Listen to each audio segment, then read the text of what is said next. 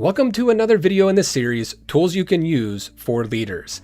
In this video, Dick is going to present a case example about you can't force change and how to align your team around successful change efforts.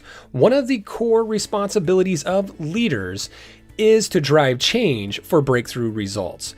So we are going to dive into this one-on-one coaching example of Dick with a small business owner, Shayna. She is going to begin by explaining the change she would like to see in her business. And in this short video, Dick is going to help her with a tool that you can also use to get to that change. I have 3 employees who work under me, 3 writers, and they do a great job, and we have their schedules filled pretty much right now. But they work very much in the back end of the business, and I am the front end where I'm doing all of the lead generation. I'm the one who's in contact with all of our customers and closes all the deals. And I want to bring them into more of the front end of the business, into more of the lead generation and into more of closing deals so that we can grow our business. Okay. And what would that look like in terms of what it would yield for you if they were helping at the front end?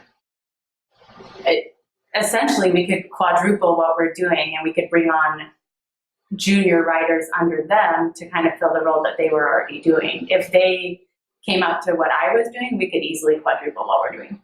Okay. And what do you think, is sort of what is their current mindset in terms of where they're at in terms of wanting or not wanting to make this change? I think they like where they're at, and I think they like not having the quote sales pressure on them. So I'm not sure how they'll react actually. Okay.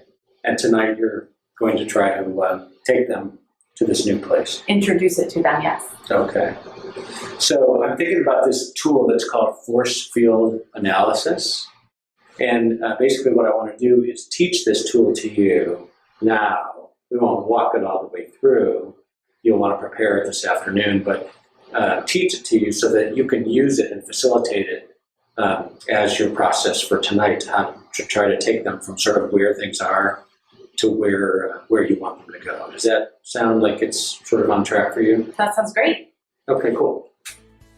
So it's called force field analysis because it basically looks at what are the forces that are going to help you get where you're trying to go, and what are the forces that might restrain you or hold you back. So let me lay it out for you, and then we'll walk it through a little bit. So basically what we want to do is we want to identify the current state, and you've started to describe that.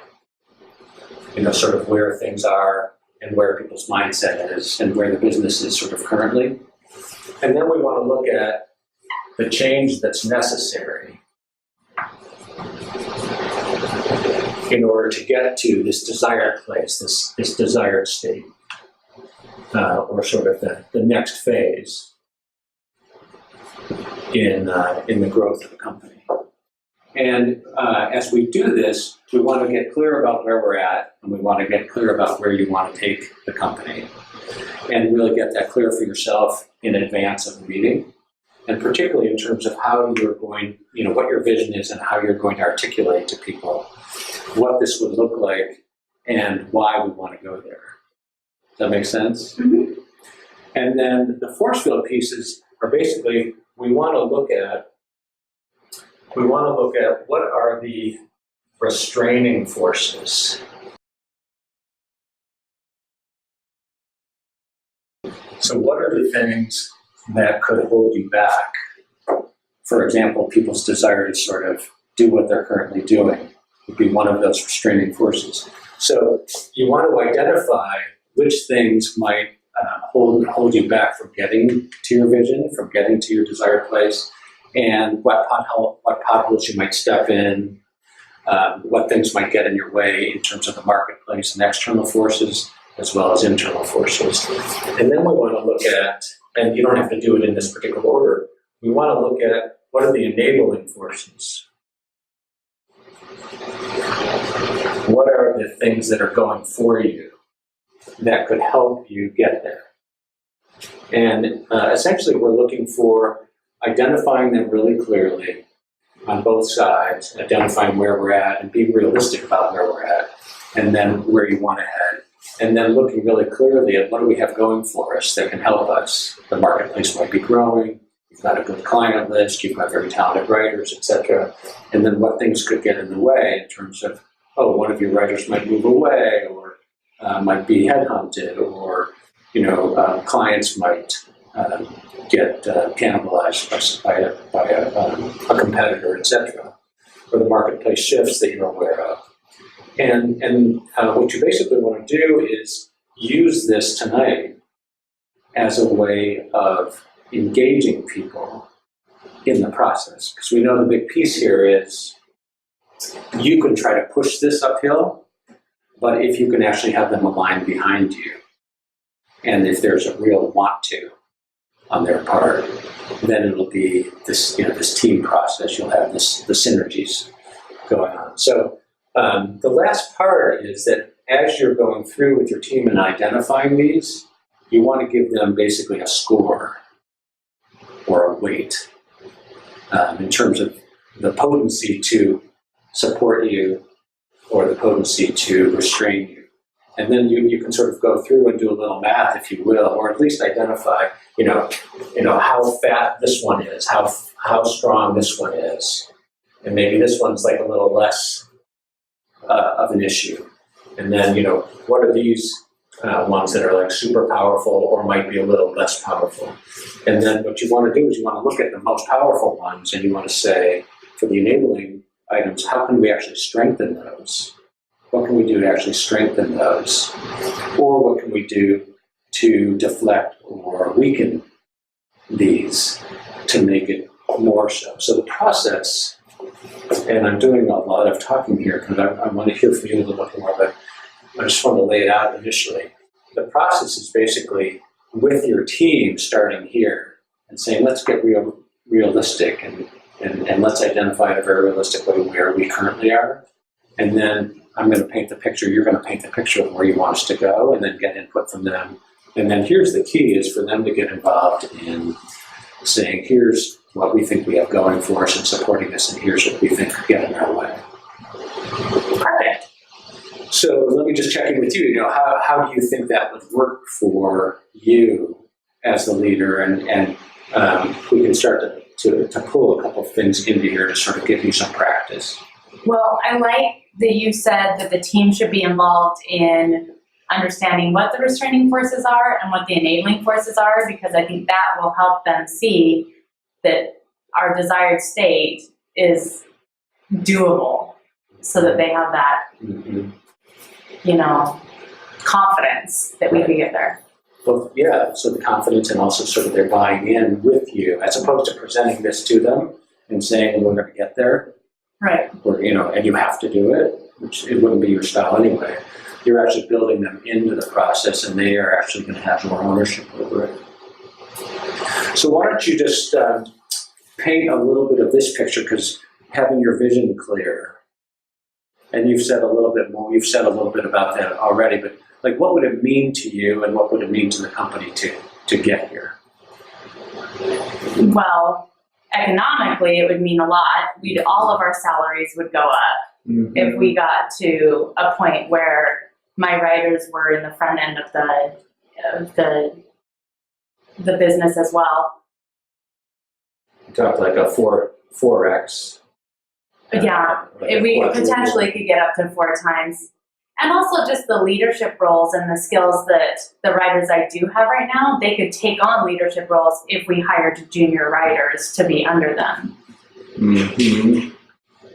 And there are some perks to being in the front of the company, in that I have relationships with people in the adventure travel industry, and I get invited to a lot of adventure functions that my writers don't get invited to because they don't have the same relationship. Nice. And what would it mean for you, like in terms of your aspirations? Success. Yeah, so this would be part of sort of you fulfilling on perhaps a vision you've held. Right. for a while. And what are a couple things you think could hold you back? The restraining forces. Oh yes, thank you. If my employees don't want to do it. Mm-hmm. Mm-hmm. So lack of desire or confidence, even lack of confidence. Mm-hmm. So confidence in self, not yourself, themselves. Right. The industry's there. I don't see a lot of restraining forces in the industry as far as not being able to come up with more leads. Okay, so lots of client prospects. Yeah.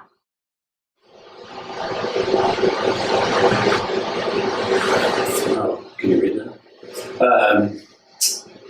So can you see how you would take them through this to start to identify some of these forces here and some of these forces here? Does that sort of make sense how you would walk it through? Yes, and I think that it would be eye-opening to me to hear what they think are the restraining forces and the enabling forces. Yeah. Yeah. So you're inquiring, and pulling them in. Yeah, you're right on it in terms of how this can yield for you.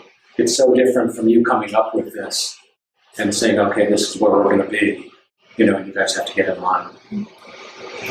And how realistic do you all think you'll be in terms of identifying what the current situation is? Oh, I think my employees know exactly where we are as far as we have weekly meetings. We know exactly what revenue we're bringing in, how many clients, how many hours of work a week. Okay. And we think they're realistic about these pieces, these more sort of psychographic pieces around confidence and willingness. I think they're incredibly confident in their writing skills. I think it's going to be introducing salesmanship skills that they may not have the confidence in. Okay, so part of this could be, training.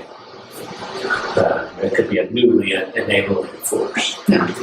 Okay. And I think their skills as writers is an enabling force. They are incredibly skilled writers. And I think that would give them the confidence to be able to talk about their skills to the industry and get more leads that way. Great. And the last thing I would do is I would encourage you to paint this picture. Sort of one of the ways we describe it is, it's sort of like the shining city on the hill that you want us to hike toward. And so these are very specific things. If you can sort of paint that picture of what it would feel like and what the achievement would be like for us, sort of the usness. And so do a little envisioning for yourself and sort of do it as much from the heart as from the mind. Does that make sense? Yeah. Okay. And then when you're going through the process, you can do that weighting, the sort of scoring, and then you can notice which are the most important things for you guys to address. And then in the next meeting, you can start to unpack these and sort of attack them, if you will. So, any questions before you take this on your own? Yeah. Do you want to come to the meeting with me? I want to hear how it goes. But yeah, I'd be happy to. No, I think this is good. Fun. I think it'll go well. Okay, great. Well, let me know how it goes. I'll watch for a text tonight. So this was our example of force field analysis. Love to know how you use it and how it goes.